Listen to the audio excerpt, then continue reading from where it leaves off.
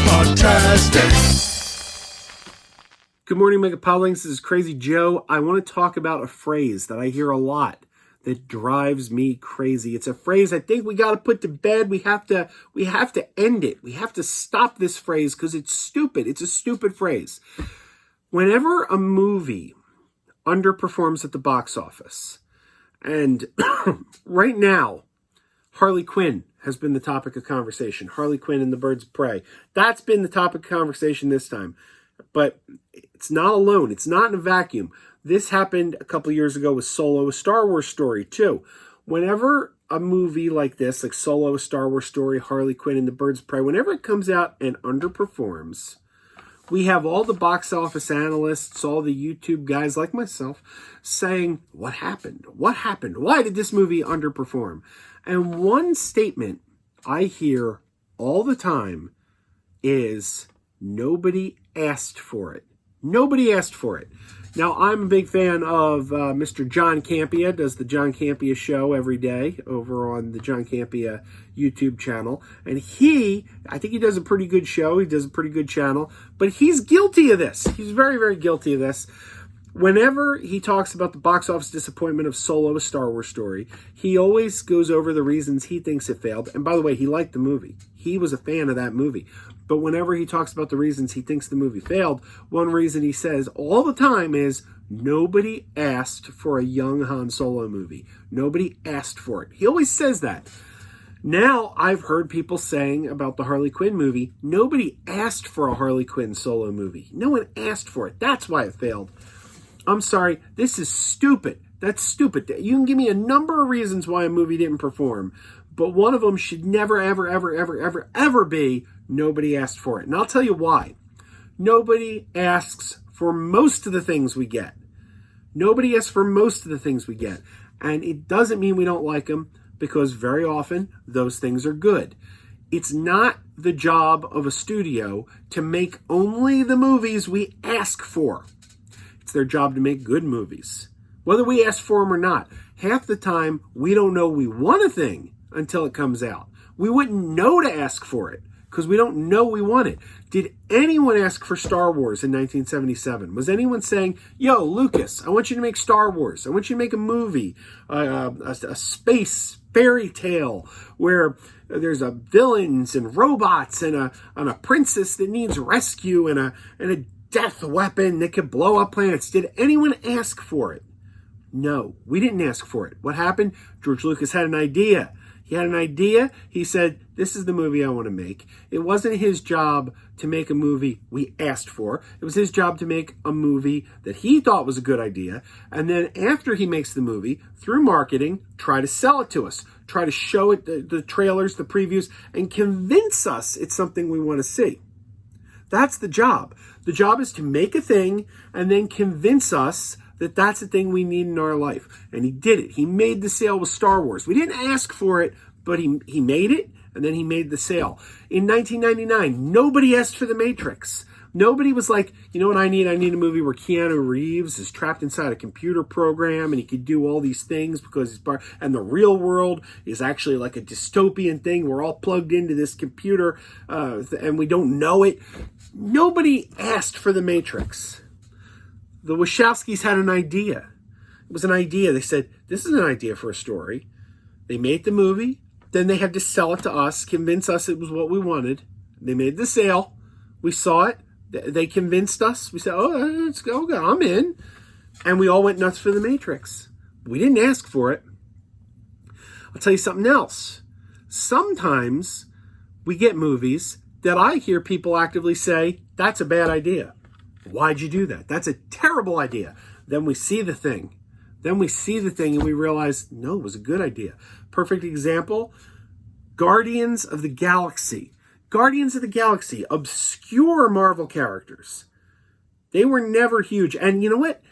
It wasn't even the original Guardians of the Galaxy. It was, we're going to make a movie based on the Guardians of the Galaxy, but not just based on the Guardians of the Galaxy. We're going to make a movie based on the 2008 reboot of the Guardians of the Galaxy. So it's not even the Guardians that has maybe the widest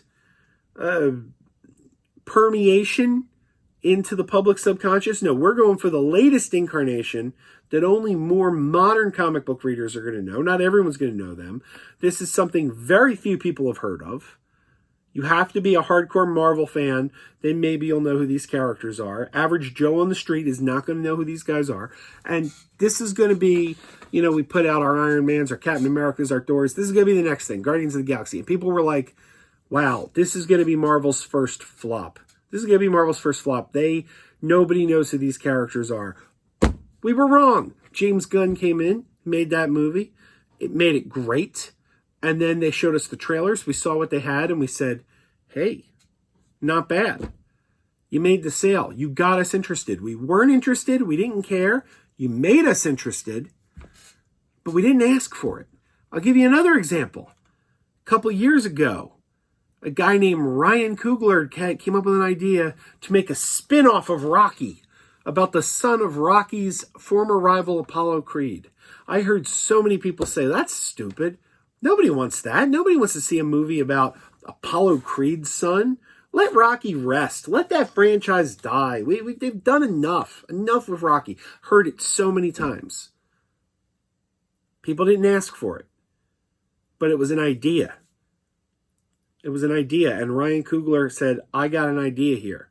And this is a good idea. And I know it's a good idea. And then he went and he had to sell MGM and he had to sell Sylvester Stallone and all those people on why this movie should exist. And he made the sale and they said, okay, we're going to make this movie.